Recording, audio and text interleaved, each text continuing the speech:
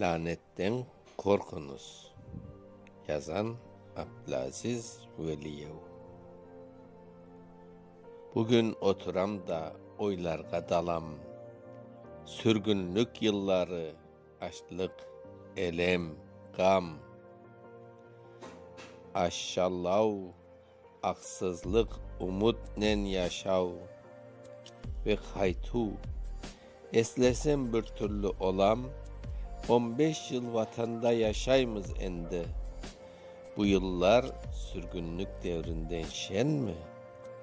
Kavgalar, davalar, ince nurlardan ne alga geldik biz?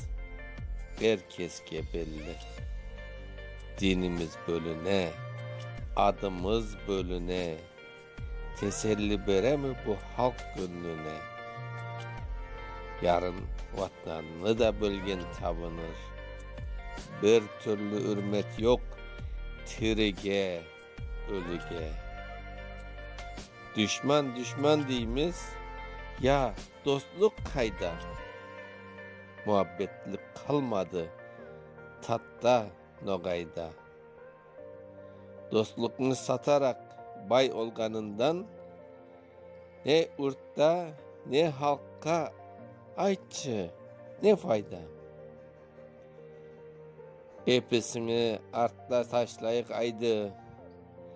Tuğan tilde bile kalmadı saygı. Bundan son aytınız Allah Teala'dan merhamet sorma hakkımız var mı? Analar, babalar, bitadedeler, ecdatlar yolunu kütmesek eğer, sonki Kırım Tatar ölge yanda bütün geçmişlerimizle lanetlep keter. Okuyan Mustafa Şansan.